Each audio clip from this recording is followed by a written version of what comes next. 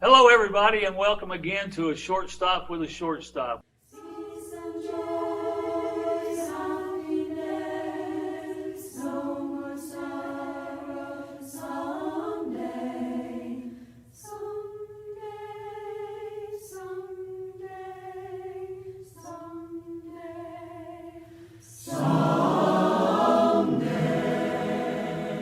We again have a couple of special guests with us. We've got Gabriel Denty from Lakeland, Florida, football player that's verbally committed to the University of Oklahoma. He's been rated the number 10 player in the United States. Boomer Sooner. Oh, yeah, and the second best player in the whole state of Florida. And we're so excited for him to be here with us today. We've also got Craig Ratliff, which is one of our deacons here at the Paintsville Church of Christ, and he's also our youth minister. And we're talking Bible here, we're talking God, we're talking Jesus, but we're also talking a little bit of football. And Gabe, we appreciate you being here with us, man. Yes, sir. Thank you. Great opportunity. And biggest thing here, we look forward to you coming back on June the 30th and being with us on Oath again, because you were here last year and spoke to our teenagers. And we may have you to do the whole thing next year. Yes, sir. I'll be down for that. I'm just teasing. We'll only give you four sessions. All right. Gabe, it's good to see you again, man. Good to have you here. It's always a pleasure. Love you and your family, and it's just a tremendous job that you guys do, and I'm so proud to know you just because of the man of God that you are and the things that you stand for. Just from the short time that I've known you, what, a year and a half, 2 years? How long has that been? Has that been 3 years? I think it's been about 3 or 2 years. Yeah, wow. We missed, time, yeah. It flies. It's about to be 3. Well, listen, I want to jump right in. I got a question for you. And I know that last time you were here at Oath, you did one of the sessions with the youth. Yes, sir. And you did an outstanding job. But the question here really is about preaching and teaching. How much of that do you actually do, and just in general, and how important is it to you? I'll start with how important that is to me. It's so important that I want that to be my job at the end of this football Amen. stuff, and so. I'll let you know that. Yes, sir. And how often I had actually just preached at a local congregation last Sunday. I had preached Sunday morning, and they wanted me to preach actually the same thing about the youth that I preached over there. And so being a preacher, you kind of, when you look at stuff, something that you already did, you like to rework it and add stuff to it. And so it was a little different, but it had that same outline and stuff like that. And so I usually try to preach as much as I can, or any opportunity that I can, or any congregation. I have a couple congregations that like to ask if I can come over there and preach. And we have a lot of small congregations around the area, not really so close that it's like, well, they should be together, but this around the area that I can go preach at. It gives me great practice because I always love to improve in the preaching aspect and learning. Right. And Gabe, you're 6'3", 280 pounds. I mean, how many times do you see a 6'3", 280-pound preacher? And not only that, somebody who has, it's the truth. The status that you have in the football arena, the type of player that you are, the height that you have, and yet you still stay on a level ground, as far your feet attached to the ground, your head's not up in the clouds, which we see so many times on social media and ESPN and all these other things. And how do you do that? And what is it that keeps you with your head out of the clouds? Another thing that I like to see, let me turn there real quick. There we go. You gonna preach to us, Johnny? Yeah, just a little Let's go. bit. When I spoke, actually, this another thing that really keeps me grounded is another thing I said in with a youth lecture that I spoke in Kentucky at Oath.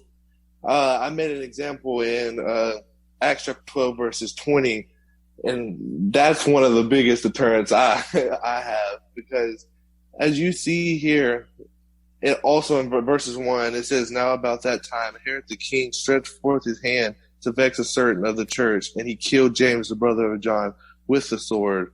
And because he saw it pleased the Jews, he proceeded further to take Peter also. Then were the days of the unleavened bread."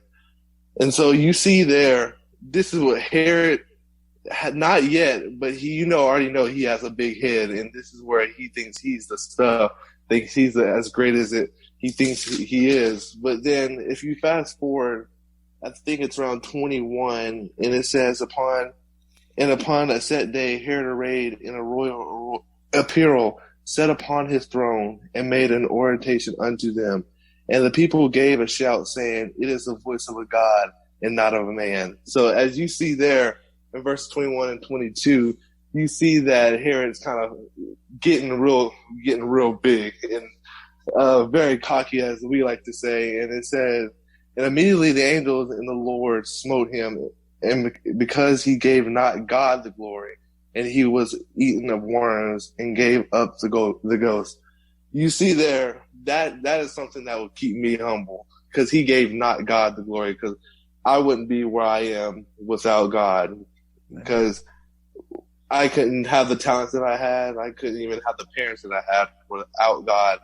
And so as you see here in verses 23, Herod didn't give God the glory, and you see what happened. There's multiple passages that people that don't give God the glory ended up getting there. I mean, just like Rehoboam didn't give God the glory, and he thought he could do stuff by himself. And a lot of kings of Israel and Judah ended that way because they didn't give God the glory. And so that's one thing that deters me from being a person that thinks I'm higher than somebody else, because I'm not. I'm a human just like everybody else, just like Joe Biden's a human just like everybody else. Just because he has a higher role doesn't mean that he is somebody different. So, and another thing, like when I went to speak to some kids at a local middle school, and so when I got there, they thought I was like a celebrity or something.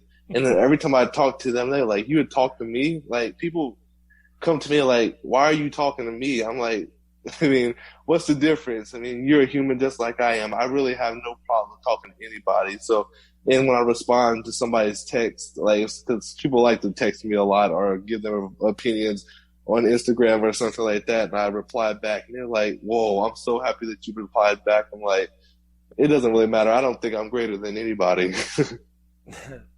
That's a humble attitude, and I appreciate that very much. That's the type of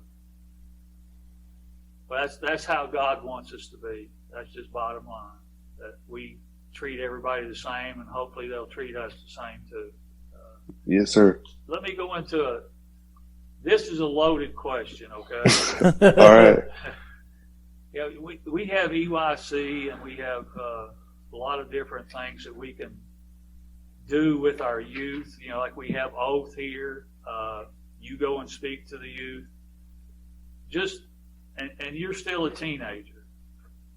What, in your mind, could the church do today to strengthen our teenagers more than what we are? Yes, sir. A good thing is putting them in like some situations. You know how, if you know where Foundations is basically a preaching school for a week.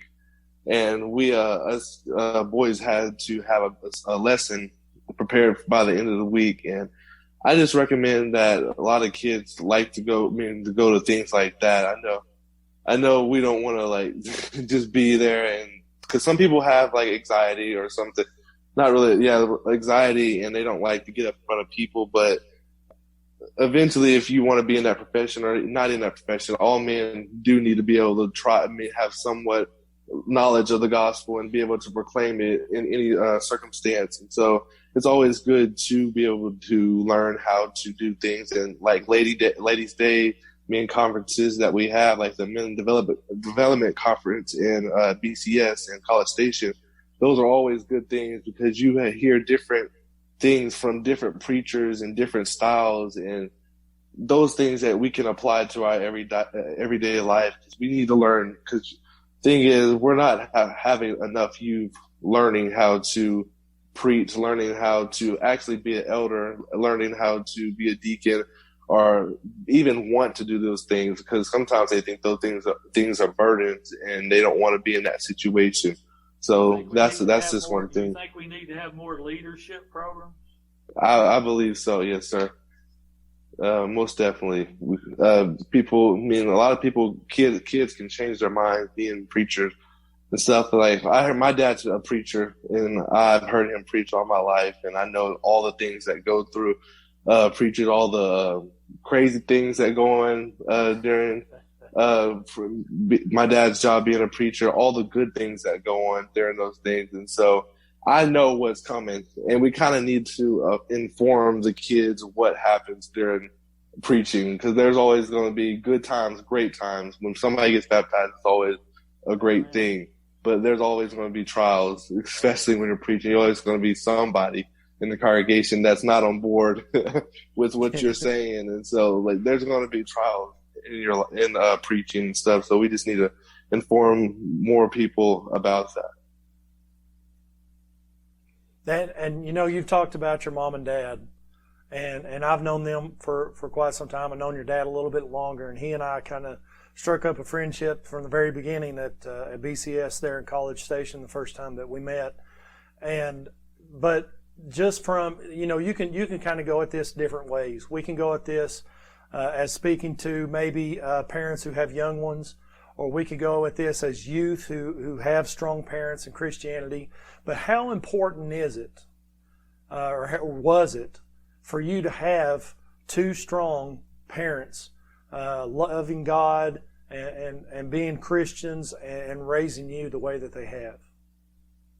I think it was really, really important. We're not saying that, I mean, if something happened and there is one person and one parent in the house, that it can't be faithful, but right, having two parents that love you and want to teach you the gospel, daily Bible studies that we've done for a very, very long time, probably since any of my brothers or sisters were born. And that's always been great, because you get to learn those things. You get to learn. I recommend that you kind of start with Proverbs, because we went through Proverbs and there's so much stuff for youth. It's actually Solomon talking to his son. So he's getting him prepared for the world, basically, and the things that he's going to have to go through. So I recommend Proverbs. But getting back on the parents thing, they steer us in the right direction, because, like, I've heard of example, if you shoot an arrow just anywhere, I mean, the arrow is going to go wherever you want to. So there's a time in a kid's age where you need to mold that kid, and that's where you point that kid towards the target, and that's where he's going to continue to go. And so it's always great to have a parent or parents that will guide you in the right direction, because at the end goal, I mean, it basically affects how you grow up and what kind of person you end up being. Because if somebody doesn't teach you how to be humble, you're going to be a very boisterous person going around thinking that you are everything. And if you got a parent that will teach you to be humble, then you will understand that being humble is a good thing. Next question I want to ask you is, how much time do you put into studying God's Word and prayer? Yes, sir. I usually try to get daily. I mean, I'm not going to lie. I mean, I do fall short of not being in that daily thing, because there's no need to lie. But I try to get in there, in the Bible daily. And a thing that, I mean, I've heard somebody say, but it's also true during, like, as I see through my life, I mean, when you're not in the Bible as much as you usually should be, or daily, then you kind of feel yourself kind of drifting or getting a little weaker. So getting in the Bible, it strengthens you every day, even if you don't really see it, but like, it's strengthening you, it's keeping you strong. And so I usually try to get in there in the Bible daily. And that's awesome, because that keeps us all strong. That's where the real iron sharpens the iron and keeps us close to God. Yes, sir. Keeps us in that right direction, going in and staying on that narrow path, and trying our best to get to heaven as we possibly can. Your high school season is over. You're getting ready to go to Oklahoma. And we know that you're going to come here to Kentucky in June, and we're looking forward to that. And I'm not going to ask you any question that's going to try to put any pressure on you, but what are you looking forward to? As in the college aspect of it? Exactly, yeah. Definitely being able to meet new people and being able to encourage them. And there's nothing like being on a football field and hearing the crowd go wild. And that's a feeling almost second to none. And it's just, I mean, when you make a big play and then this crowd just lights up. And I mean, I've really only heard that from a high school perspective, and the stands for a high school is nowhere near what a college field is. So I'm kind of looking forward to being on the field and hearing that crowd go wild. I can't relate to that, but I know this guy can relate to that. Yes, he's played sir. in front of some really big crowds as well, so he knows exactly what you're talking about.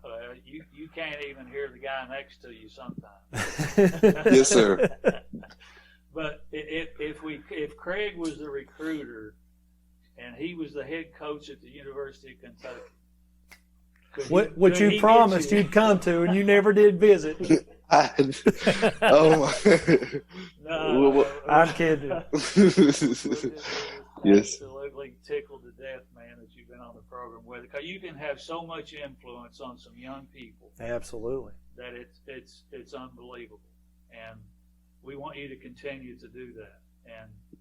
And not only that, but stay in touch with us. Let us know what's going on. In just a couple of years, you're going to be in the SEC, and we'll see every game you play. Yes, sir. You'll be coming to Kentucky whether you want to or not. Yes, sir. Yes, sir.